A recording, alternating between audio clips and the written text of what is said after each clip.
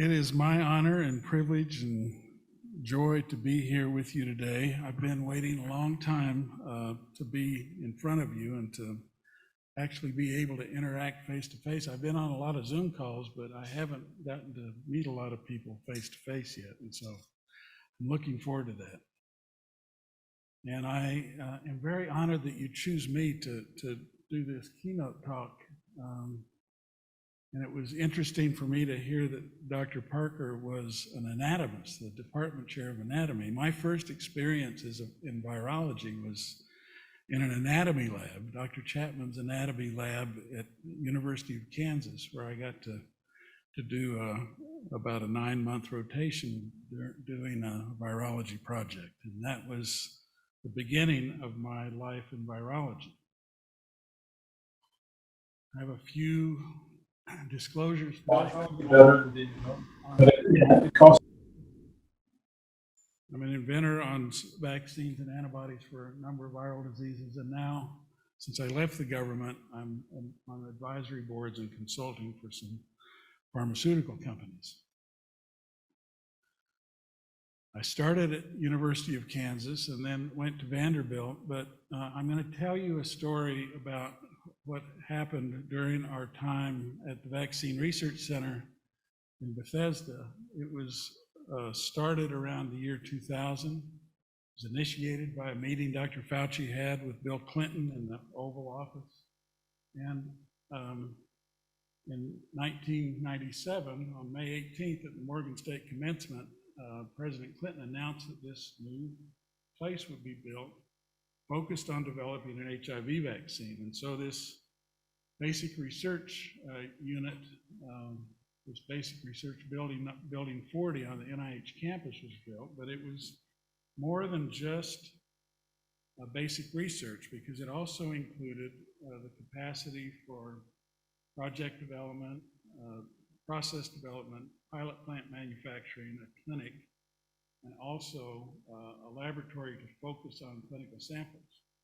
It was run by this relatively small group of people I'll show you in a minute, but it was intended to do HIV, and even though we haven't been successful in developing an HIV vaccine, the technologies that come out of this process that included almost 600 people allowed us to address problems with unmet needs, and including emerging infectious diseases listed here. And we were able to make products in different modalities. We made nucleic acid virus, nucleic acid vector vaccine, viral vector vaccines, virus-like particles, proteins. I'll show you some examples of our work with proteins and nanoparticles today, and also developed systems for monoclonal antibody discovery. And these are shared them all over the world, and these were the investigators that I worked with over these last 21 years to do some of this work. Now I just have to stop briefly because I'm so distracted. This is the coolest pointer I think I've ever seen. I've never seen anything like this.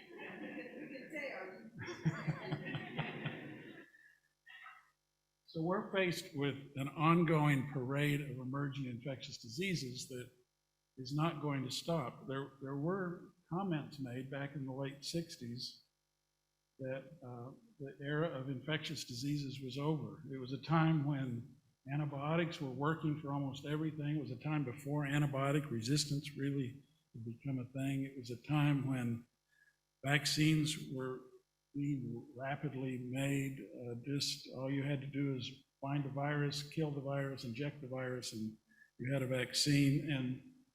And yet, when I started medical school in 1976, it became very clear that the era of infectious diseases was not over, because that year we had the discovery of Ebola, we had the emergence of the Legionella in Pittsburgh, and we had the swine flu scare that all of us in medical school at the time had to be vaccinated. And since then, we've had this other group of viruses come through, and all of these emerging infections began as a regional problem, a regional infectious disease problem. Even HIV is Dr. Hahn showed was a emerging zoonotic regional problem, Central Africa, for several decades before it was unrecognized and finally emerged as a global health threat. So we are going to continue to have these emerging problems, and we've learned over these last couple of years that our traditional approaches for public health management are effective, but somewhat limited. But I counted since about 2008, we have developed a number of new technologies that have transformed vaccinology and made vaccine development more of an engineering approach instead of this iterative empirical process that was very unpredictable. And with these kind of technologies, especially structural biology, which I'll focus on today, we have a whole new way of thinking about vaccine development. It shouldn't surprise you that new technologies mean that new vaccines can be developed. And I'm just showing you a graph of the history of antiviral vaccines. And you see at the bottom the dates and then the eras and the concepts. But the first two vaccines by Jenner and Pasteur for smallpox and rabies were just done by the will and observational powers of a couple of individuals. This was before viruses were discovered, before immunity was discovered. But from then, yellow fever and influenza were because Goodpasture learned how to grow viruses in eggs. And the next cluster you see in green are because Enders et al. Discovered cell culture.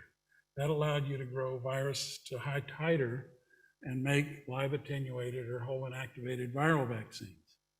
That next era, starting around 1980, was the era of molecular biology. And now we can make recombinant proteins, we can make virus-like particles, reassortant viruses and molecular clone viruses, chimeric viruses, et cetera. And that brought a whole new cluster of vaccines, including this vaccine for Ebola, the VSV recombinant vector. It's a gene-based delivery. I'm kind of putting it in the new era that I'm going to characterize as structure-based vaccine design. And this era, we thought maybe would be initiated by RSV, but coronavirus snuck in ahead of that. And all these technologies that I listed on the previous slide with high throughput, rapid sequencing, rapid manufacturing, gene synthesis, and individual single cell analysis of B cells and T cells and rapid monoclonal antibody discovery, all these things have been applied during this last 3 years to the coronavirus pandemic. The VRC has always been in a hurry. We've always been trying to make vaccines faster, and we've had a number of chances along the way with these outbreaks. Most of the previous era had been making DNA vaccines, another form of nucleic acid, but DNA vaccines were something we knew how to make and control ourselves, making our own pilot plant. And in 2002 and 3, we were able to make a SARS coronavirus vaccine for the first SARS, but it took about 20 months from sequence to initiating the first phase 1 trial. Then with the avian influenza scare in 2005 and 6, we got it down to 11 months. With swine flu in 2009 down to 4, and with Zika, we were able to identify a sequence, make the product, and get a phase 1 trial started in about 100 days. But we thought we needed to go faster, we needed to get down to around 50 days to really have an impact. One of the reasons for this is that it is very hard to get answers to whether a vaccine works in the middle of an outbreak. And we had failed in 2014. We had a Ebola advector-based Ebola vaccine on the shelf, already approved for a phase 1 trial in 2014 when this big West African Ebola outbreak emerged. And even though we had expedited review by the FDA and got the phase 1, and then a phase 3 trial started within about a year, The PREVAIL trial, you see right here, that was in Liberia. And in Liberia, you see the red line, the outbreak was gone by the time we actually got started with the phase 3 trial. Fortunately, in Guinea, where the outbreak continued for a while, the VSV vector that was being done by the WHO was able to get an answer through their ring vaccination strategy. But the point is that you really have to be fast. And if you don't get an answer during the outbreak and you don't achieve efficacy, it's unlikely that you'll be able to get any kind of licensing. And if you can't get a product licensed, pharmaceutical companies are not going to be incentivized to invest in that. In 2016 with Zika, we made a DNA vaccine, and this is where we got the product into phase 1 within 100 days, and within about 16 months, we're able to start efficacy trials, phase 2B type efficacy trials in Central and South America. But again, you see the epidemic wane before we could get an answer. So during that time, we started thinking, partly because we were worn out from responding to chikungunya in 2012, and then MERS in 2013, and then Ebola, Zika, we needed to have a more proactive approach to dealing with pandemics. And so we termed this new approach the prototype pathogen approach for pandemic preparedness, because there are about 27 virus families known to infect humans. The taxonomy keeps changing, so the number, it's 26 up there, but it's 27 viral families known to infect humans. And I think we have to deal with all of them. And we wanted to organize this by entry mechanism, so we divided the viruses up into class 1, 2, and 3 fusion proteins, and then non-envelope viruses. And wanted to propose that it would be a long and big project, but a tractable project to identify about 30 prototype viruses covering the functional groups and develop vaccines, candidate vaccines, diagnostics, and antivirals all the way through phase 1 testing, and then also develop the reagents and other candidates through animal testing for the other 90 or so viruses that had potential for human-to-human spread. And this concept has been adopted. It's been adopted by NIAID, by WHO, by CEPI, and even by the President's American Pandemic Preparedness Plan. And so this kind of thinking is going on, but it hasn't been acted on to the extent that it needs to be. So our thinking about this, the idea that this could be possible to find generalizable solutions for vaccines, for vaccine design, started with RSV. And I've been working on RSV for almost 40 years, and it's a virus that infects all of us by the age of 2. It infects our ciliated bronchiolar epithelial cells, shown here, and also our type 1 pneumocytes in the alveolar space, and causes lower airway disease. It causes hypoxia and severe disease in infants, especially when you have airway obstruction caused by sloughed epithelium and inflammatory debris, fibrin, and mucus. So it's most severe in the young children. So this is a pneumovirus. It's an orthopneumovirus in the Pneumoviridae family. I'll be talking mostly about this F protein that's on the surface of the virus, shown here. Now, as I said, it infects everyone by the age of 2 or 3, and it infects all of us repeatedly throughout life. And it causes a lot of respiratory tract disease and lots of hospitalizations around the world. And it says 118,000 deaths per year. That would be in infants. There's probably a lot more because most children in low and middle income countries die at home, and it's not recorded. And then there's also the deaths in the elderly, because it also causes severe disease in the frail elderly. And in this country, in most normal seasonal influenza years, the number of deaths from RSV is similar to what is usually attributed to influenza. So for making vaccines, we want to target the elderly because they need a boost. We want to protect the young infant. And so far, the way we've done that is by immunizing mothers. So maternal immunization and elderly immunization is what I'll be talking about today. And part of that is because of this legacy of vaccine-enhanced disease that occurred in trials in the 1960s when Salk made his polio vaccine so readily, and it was having such a good effect in reducing polio frequency in the US. A whole inactivated, formalin inactivated virus vaccine was made and tested in 1965. And during the summer of 66, 67, during the winter, Christmas time of that year, an outbreak occurred in the youngest age cohort, and the vaccine did not protect. The children who did get infected, 80% had to be hospitalized, and 2 of them died. And so it was sort of an end of an era where everything in vaccines was working, and now it started not working, causing problems.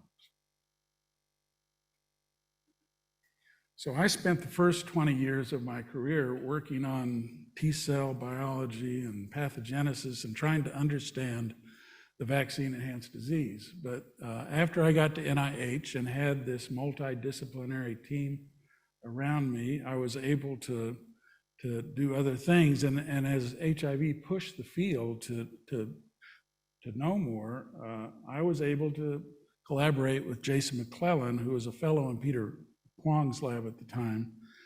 And we, over 4 years, gradually were able to capture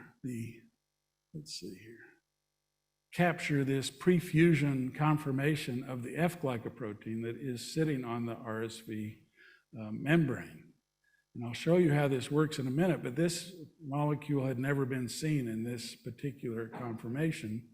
We were able to do that by discovering new antibodies that could bind the top of this molecule and hold it together well enough for it to be crystallized.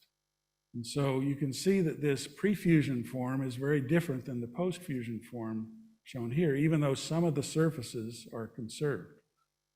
So some of the epitopes and even some of the neutralizing epitopes, like the one that binds this little loop, is similar to what's in the post-fusion. And over several years, over several decades actually, 5 big efficacy trials had been done with that post-fusion molecule, and all had failed to achieve any kind of relative level of efficacy.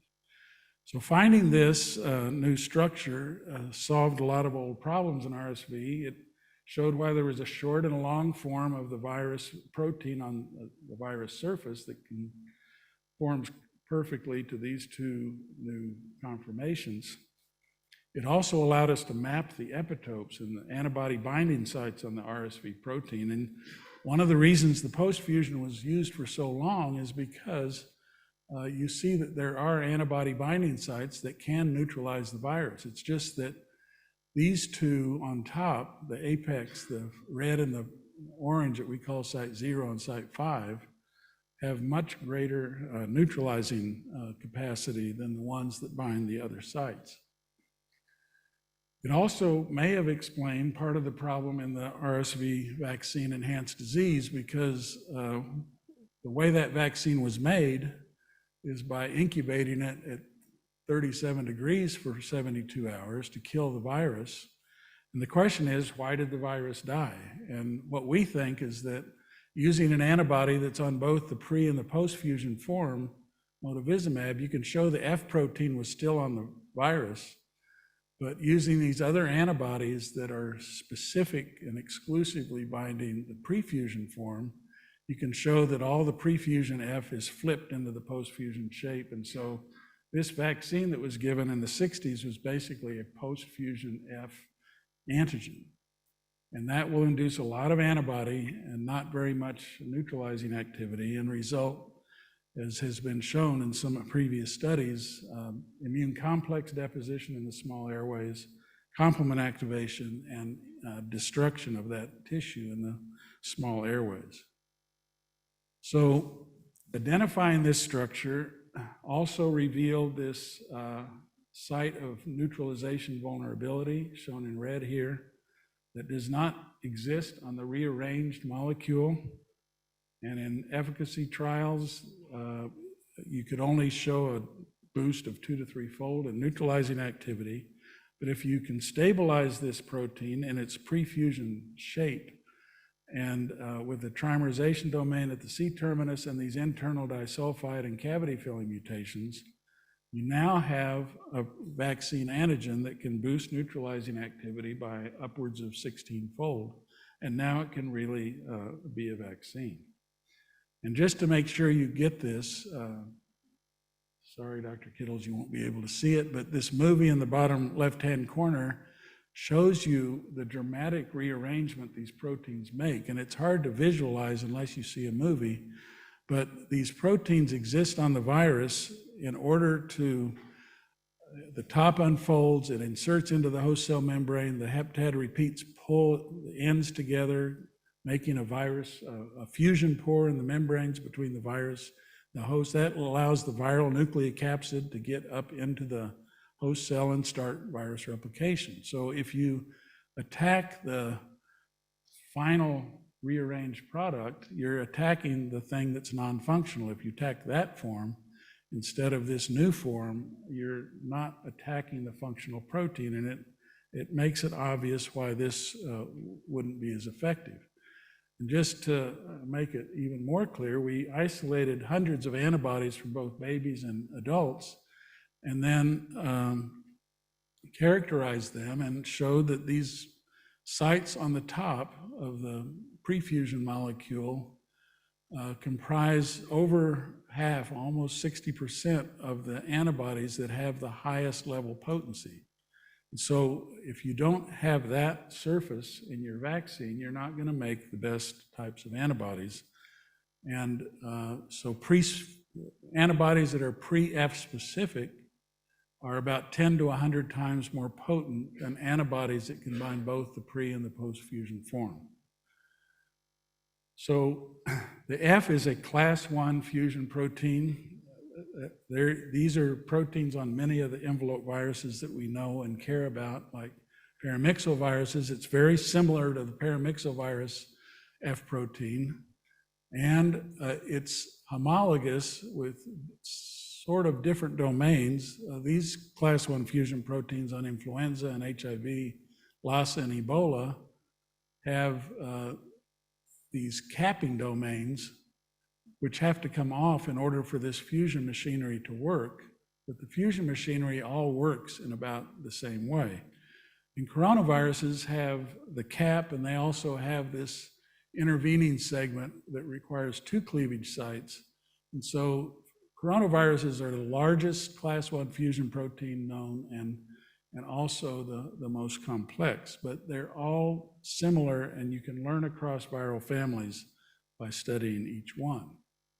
And so having thought about the prototype pathogen approach and having found ways that we thought could be generalizable approaches especially for these kind of envelope viruses, and also having the experience in 2016 with Zika, where we made a DNA vaccine, but we also tested several RNA vaccine approaches from different companies, including Moderna, and found that their 30 micrograms of their RNA at that time was as good as 4 milligrams of our DNA. And so we made a deal with Moderna to a demonstration project for the pandemic preparedness concept.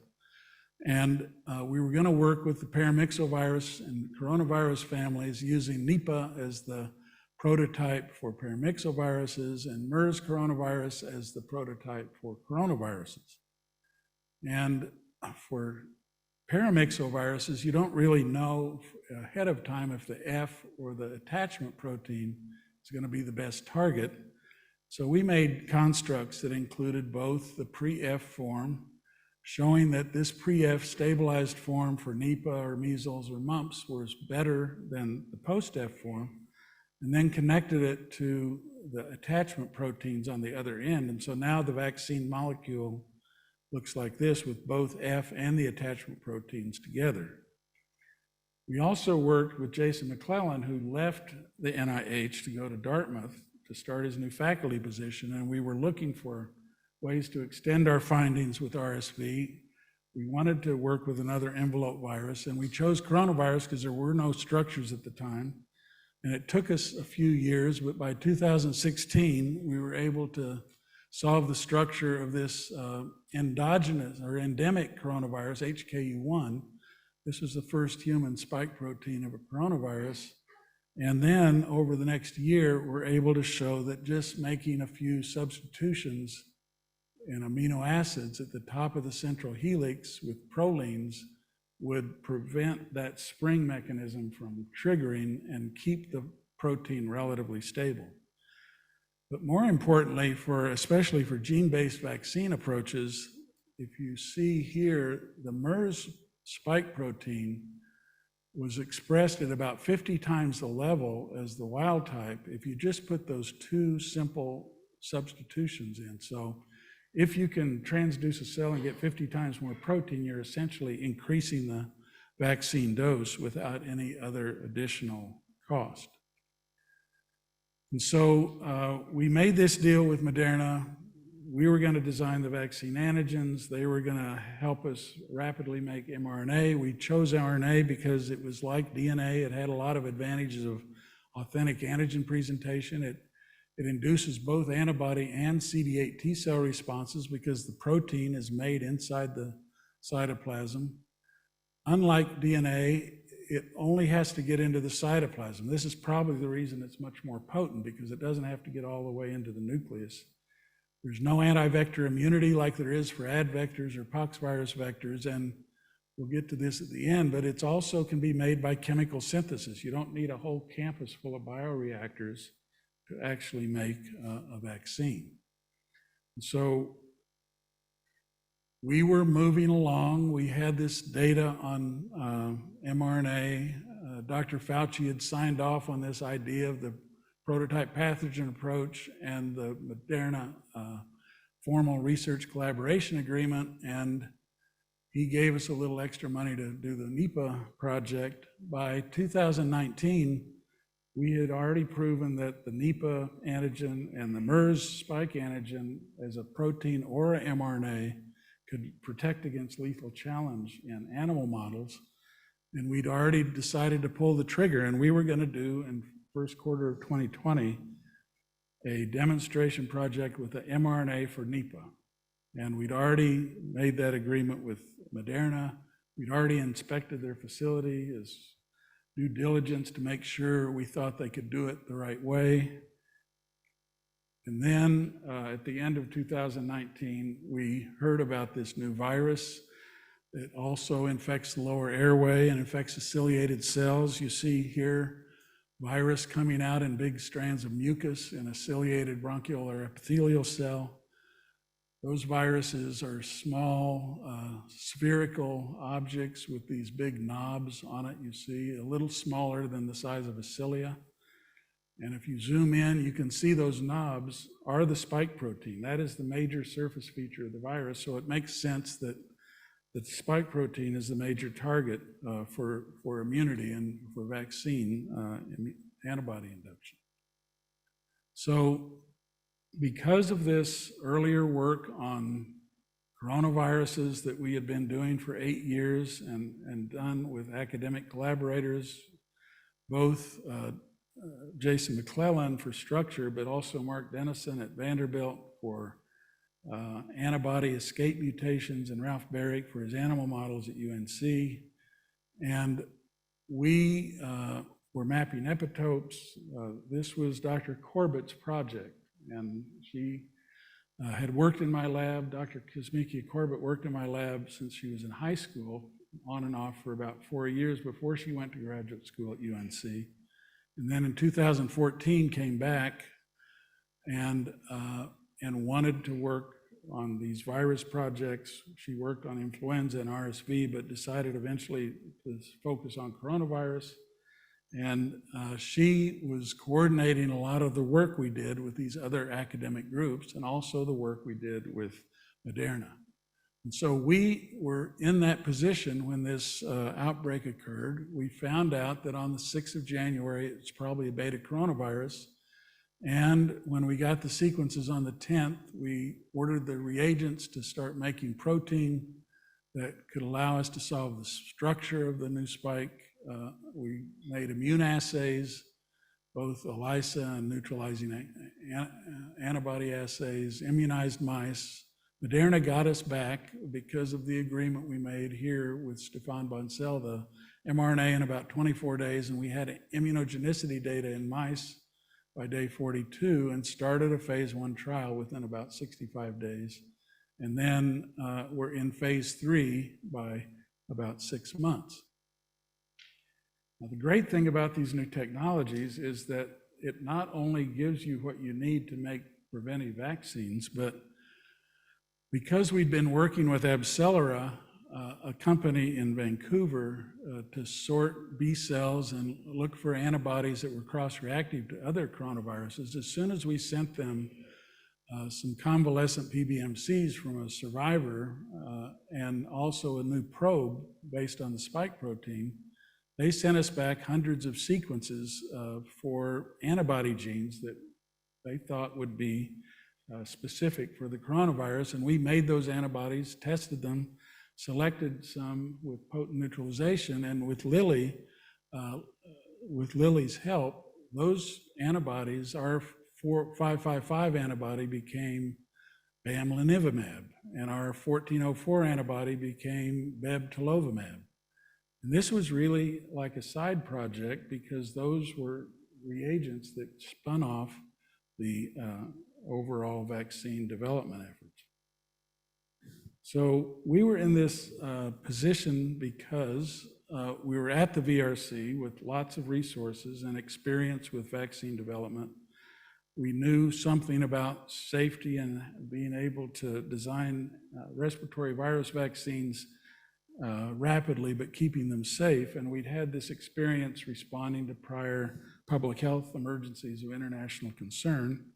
We knew something about structure-based vaccine design and antibody discovery, and we'd done a lot of thinking about rapid platform manufacturing technologies and a different concept for pandemic preparedness. But most importantly, I think, were the pre-existing public-private partnerships that allowed trust to have been built and rapid decision-making to be made when the time was right, and our pre-existing academic partnerships. So we were in a very unusual position where all these different threads were present all at the same time. And that allowed us to do rapid vaccine development, and the 2P stabilization approach has been used not only by Moderna, but by BioNTech and Pfizer and Sanofi and a variety of Novavax and other companies around the world to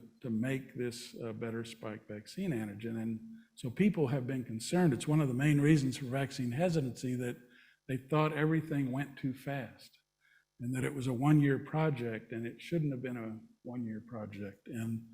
But you could also tell this as a 3-year project of pandemic preparedness planning and these collaboration agreements that we had with Moderna, or an 8-year project where we were finding that you could make better vaccine antigens from class 1 fusion proteins by stabilizing them in their pre-fusion conformation, or 15 or 20, or really a 40-year story where all this virology information, driven largely by trying to make an HIV vaccine unsuccessfully, has created technologies that have just changed the way you can make vaccines. So this is really a tribute to all basic research, because it's a story about how basic research informs the possibilities of what can be done next.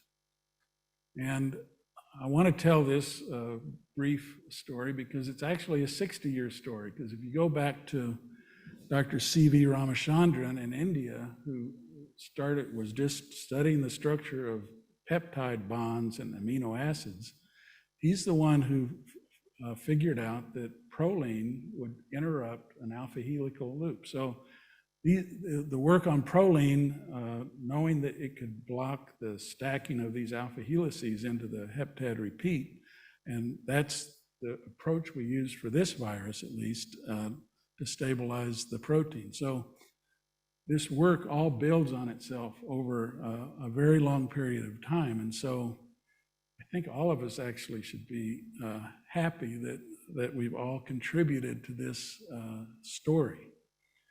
And we now have this new modality, mRNA, that's available to us because we've shown how effective and safe it can be. It's been in hundreds of millions of people. It's probably the simplest, most elemental vaccine that's ever been made. The mRNA and the lipid nanoparticle are gone within a few hours, and the protein that's expressed is there for a few days, and then the whole thing is gone. So it is one of the safest, best vaccines that has ever been made. Stability is improving. It's likely that eventually this will be lyophilized on a small microneedle and be able to be stored at room temperature. For me, one of the important things is because it's a small footprint, small batch approach that is chemical synthesis, and you don't need large bioreactors and a lot of extra equipment to make all this work, and downstream processing is uniform between products. It means it's more well suited for low and middle income country investigators, and also more suited for the potential for creating low and middle income country manufacturing sites. And that's something that I'm going to be spending more of my time on. This is right at the beginning of RNA. There's a lot of things that still need to be discovered and a lot of innovation still needed. And importantly, you need to remember that RNA is not magic. You can't just use RNA and expect it to work unless what you're delivering is the right thing. So solving the atomic structure of F and RSV revealed this new target of vulnerability. There's now clinical proof of concept for a structure-based vaccine design, and the RSV findings were the basis for rapid COVID-19 development.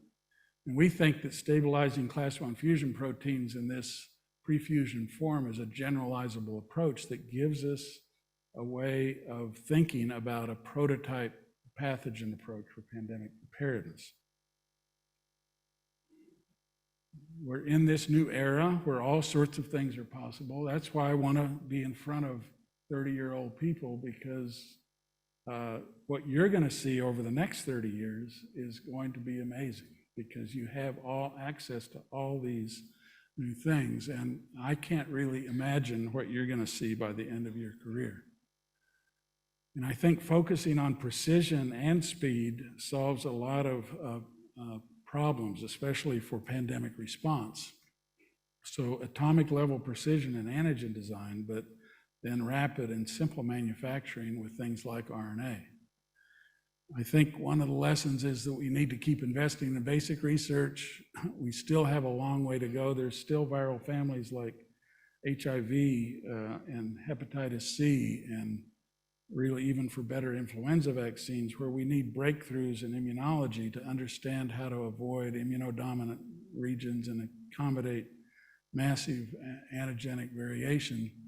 So there's still a lot of work to do. There's still a lot of innovation to do. And we have to find ways of changing the way we did the rollout and the deployment of these vaccines during the pandemic, because one thing that became very obvious was that everybody didn't have access to the things that were working. And not everybody believed in science enough to take up the vaccine or to have consistent uptake.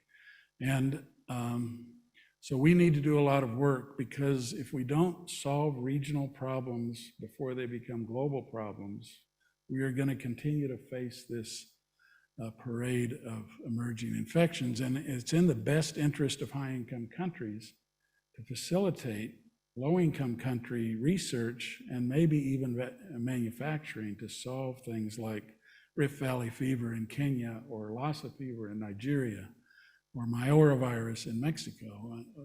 These things, before they become global threats, need to be solved where they are. I want to thank my laboratory for all those years that I had at the VRC. I was very privileged in the life I had there. Dr. Corbett is here, sort of hiding. All these investigators at the VRC that I worked with over those 21 years really gave me a very privileged time there.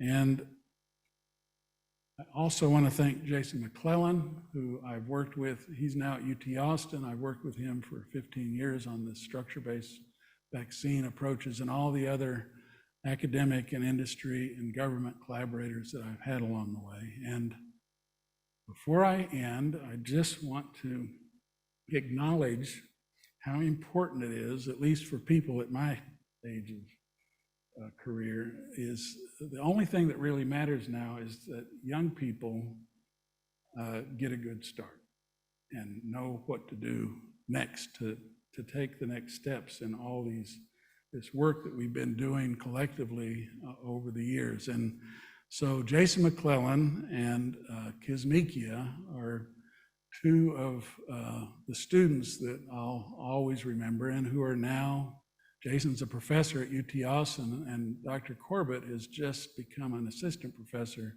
at T.H. Chan School of Public Health at Harvard. So she's just getting started. The other thing I want you to know is that if you ask who are the people who are actually at the bench and doing most of the work between January 10th and March 16th of 2020 to make sure the Moderna product could get launched into a phase 1 trial, and who provided all the data, all the assays, all the information the FDA needed in the IND application to actually get the Moderna vaccine started so fast. These were the young students who did that. Olu Abiona, who's now an MD PhD student at Case Western, Jeffrey Hutchinson, who's a graduate student at University of Washington, Seattle, and Cynthia Zwawo, who is a medical student at University of Indiana. They were all what we call ERDAs at NIH. These are people between undergrad and graduate or medical school. So these were undergraduate students, basically, and Dr. Corbett and the rest of us supported them, but these people did most of the work. And I don't think the world really understands who actually brought them the vaccines. We have been recognized for some of this, and Dr. Corbett has this display in the Smithsonian. It's in the Arts and Industries building to kind of commemorate this effort. And, you know, it shows the spike protein, and the teams that we worked with on all those Zoom calls are pictured over here. But Dr. Corbett is featured in this display of innovation and discovery. And so I just wanted you to see that. So I'll stop there and take questions.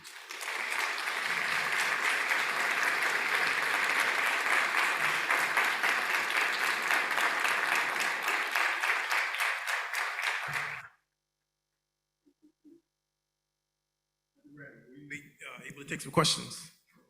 All right, do we have any questions?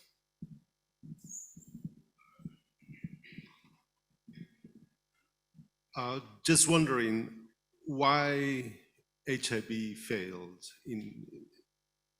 broadly speaking. Right. Or the other question is, will mRNA solve HIV? The problem with HIV is multifold, and I think we have finally solved the conformational evasion problem, where the envelope of HIV is so flexible and so malleable and has loops that cover up things. And so structurally, over these last 25 years, going from the core of the GP120, the whole molecule has now been built out and stabilized and can be isolated in its native conformation. That part has been solved. The problem is that the antigenic variation, both the diversity of the input virus and the rapidity of its evolution in the body, that problem has not really been solved.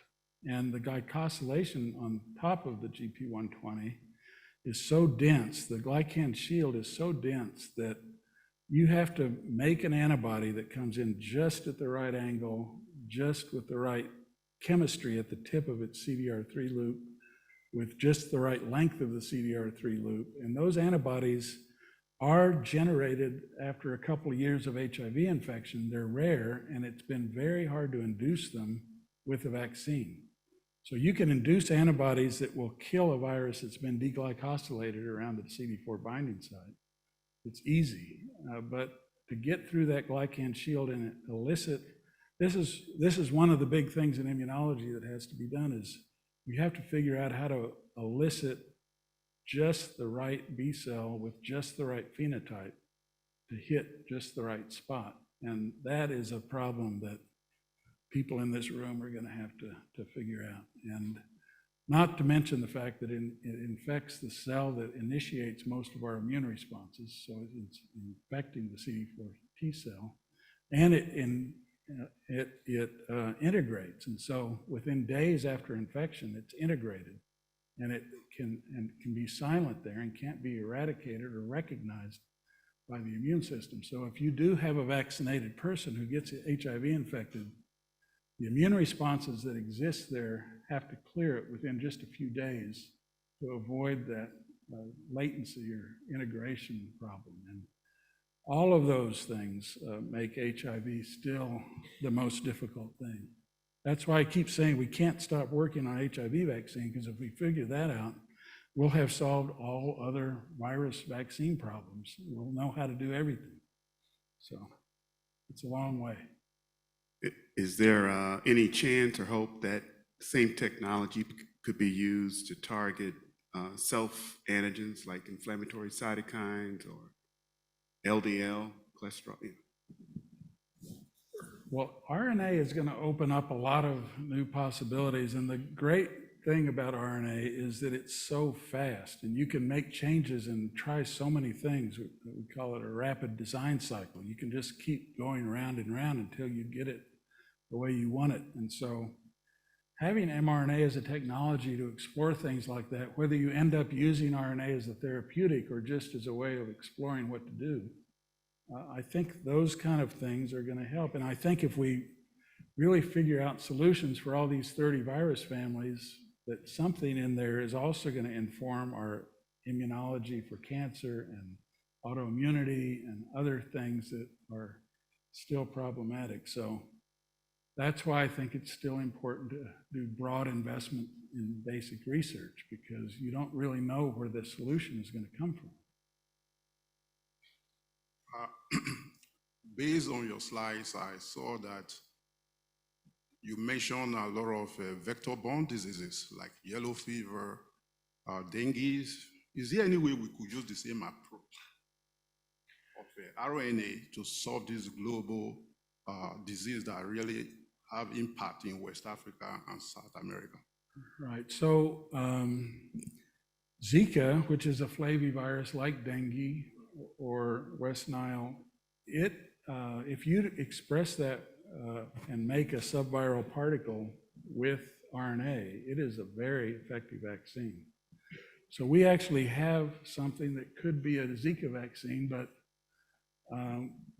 we weren't able to show efficacy during the outbreak, and there's a lot of resistance to doing viral challenge studies that could be used to license the vaccine in human volunteers who are challenged with Zika infection. So there's really not an easy way forward to get a Zika vaccine license, but there are ways of delivering RNA that will make those subviral particles that could be effective vaccines against flaviviruses. And it's even more, there's even a simpler solution for making vaccines against alpha viruses like chikungunya or Myora or Ross River, all these alpha viruses. There you can make virus-like particles launched by RNA, and it could solve those problems, or you could make just the protein particle. So those diseases, they may not be quite as scary as respiratory viruses that spread human to human so easily, but the vector range is changing, and there is Anopheles mosquitoes all the way up in Canada now. And so I think we're at greater and greater risk of these vector-borne diseases as well. Dr. Graham, thank you very much for a wonderful presentation. My question to you is how do we infuse the kind of knowledge that you shared with us to the younger generations? How do we get them to hook into the educational processes that has led you and your team to this point in life? That's my question. Well, from what I saw this morning and what I saw during the poster session, you've already got that problem solved. And there's a lot of young people who, in fact, these newer technologies, I mean, you can present some of these to 7-year-olds and they just are, it's intuitive to them. More so, it's almost like cell phones and social media, this new technology. And I mean, I saw examples of single cell analysis and all sorts of things at the poster session. So I think these technologies are things that young people are going to pick up, and it's going to be more intuitive. They don't have to go back to the days where we had a RNA gel the size of a door just to sequence a few little nucleotides. You can send it off and get it back in the next day. So I really think that, but there is a problem in how we teach biology in school, because if I look at this, how could you not be fascinated by biology and how biology works? And most high school students right now are so bored in their biology class that they don't really know what to do. And so there is a problem in how we're teaching biology to our younger people. And I think it's showing up in the 30% of people in America who decided they didn't really want to take the vaccine because they just don't understand the biology. If they understood the biology, I don't know how they could have refused it.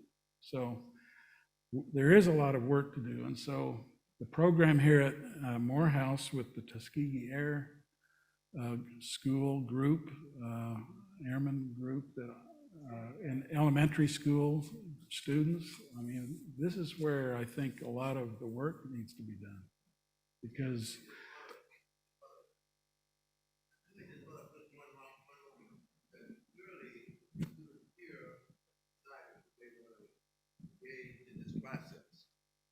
But look at the massive number of individuals who are out there killing each other. I guess that's my question. yeah, well, there's an enormous group of young people who are really engaged in making the world a better place, and there's another group who we're losing because of disparities, not just in healthcare, but disparities in education and opportunity and hope and everything else. So there's a lot of work to do there too.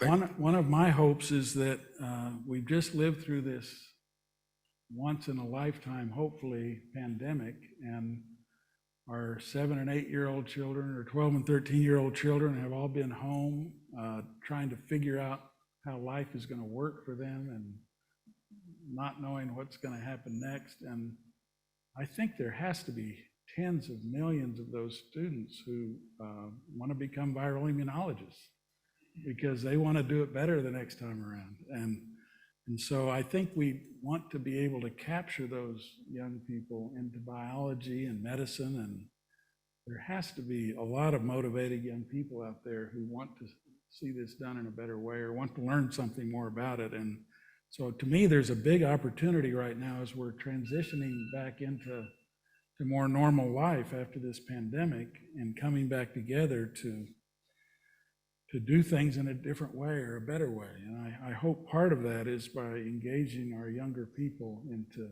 biology. Thank you, Dr. Graham, for the excellent presentation, and you have actually touched on part of the question I wanted to ask, which is how we improve or increase the belief in science. You kind of touched that. But let me just ask another smaller part of the question, which is, yes, we're dealing with viral vaccinology here, and my colleague had asked some questions about some of the other vector-borne diseases, and you answered. But I was wondering if this advance and the experience we've had, how much impact, what hope would that give for vaccinology for parasitic diseases like malaria? Well, so faith in science, I think, has to be built during peacetime. It can't be done during the crisis. And we were in this crisis with coronavirus and stuck in a position where we really hadn't communicated well enough with the general population about some of the capacities and things that can be done now. So a lot of this work just has to be done during peacetime. But I think it's also, it's going to require more professional science people to be more involved in more communication with the community, because, you know, we just have to get people to understand this better, because then they'd be less susceptible to misinformation and other things. And we have to address them where they are, because I don't know if we have time to get all of this. Could take a whole new Danforth dialogue. But we've been talking about this for a long time, this conundrum of the faith versus fact conundrum. People are much more prone to want to have hope in something than they are going to use facts to gain a belief. I mean, beliefs are built around hope, and facts are not very interesting. And we have to find a way of communicating facts and information across belief systems that exist and that people have, and try to find a better way to communicate. And so I think instead of trying to convert somebody who believes one thing with a series of facts, you have to try to help them believe in something else. And I think there are ways of helping people believe in science. I mean, science is basically a faith activity. It's everything, faith is the substance of things hoped for and evidence of things not seen. And so everything in science is revealing the things that are not seen. And I think science is a faith exercise. And I think if you can help people understand that all science is trying to understand things that you haven't seen before. Like, we couldn't see bacteria before Leeuwenhoek discovered the lenses that made a microscope. But bacteria have always been real, and now we know they're real. Everybody believes and sees bacteria now. So we have to help people understand that science is just a process of revealing what's real that we haven't seen yet. One last question. Dr. Graham, it's an excellent talk, and thank you so much for sharing your vision. So you were prepared for all of us ahead of time with your wonderful vision, and we were like able to combat COVID, which is like even not days, hours might have counted. If you would have delayed hours, there are like a number of toll might have increased. But given the readiness of the mRNA vaccination, do you think is there any advantage still of this use of attenuated viruses over mRNA vaccines? Say that last sentence again. Any So benefit other than preparedness, or if we really know no need to use a vaccine tomorrow, so still mRNA vaccine is the best way to go in terms of like attenuated viral vaccines, traditional vaccines. Right. Well, I think that vaccines need to be fit for purpose. And so mRNA is really good when you have to go fast. And it might be good for a lot of things that we haven't solved yet, but I still think protein-based vaccines might be better for boosting. They're probably going to be cheaper. They may be easier to take into low and middle income countries. So even if the research was done with RNA, you might want to end up with a protein-based vaccine because it's just easier to make. And so I don't think mRNA is going to solve everything, but it sure has opened up a lot of new possibilities. And I think it really helps if you need to go fast, or if you need rapid design cycles to get to something fast. So I think mRNA is going to change a lot of things, but I don't think it's going to solve everything. All right, thank you. Let's thank Dr. Graham again for that wonderful talk. Dr. Graham, I got to be honest with you. In school, I didn't really like virology. But you made it sound so great. How could you not like virology? But one of the things I did appreciate was the 60-year story about the proline and the alpha helix and how it impacts the conformation. Who would have known that, that they would have an impact in this vaccine development, in vaccine development today? So that's a cool story. Cool story. Thank you. President Montgomery Rice, would you join us up here, please? We have some gifts for you. Okay. You got it. You can't go home empty-handed.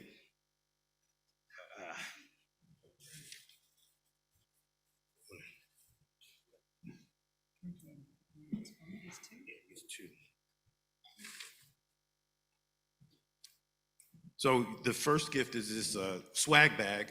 So you're cool now. All right, cool. What's in it? I have no idea. He has no idea. He just knows it's a bag, right? Right. Okay, all right, okay. And this is a plaque from an appreciation of your outstanding contribution to biomedical research and commitment to research training, February 8th, 2023. This is presented to Barney S. Graham, MD. Thank you.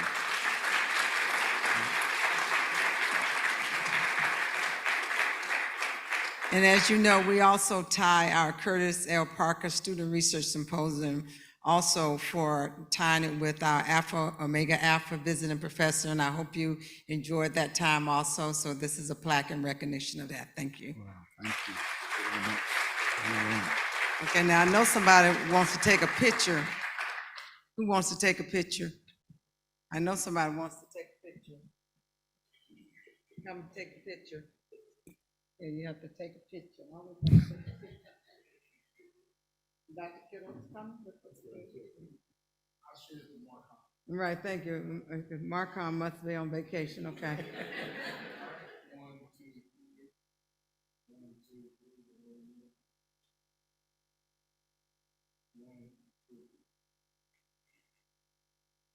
Thank you very much. Outstanding. All right.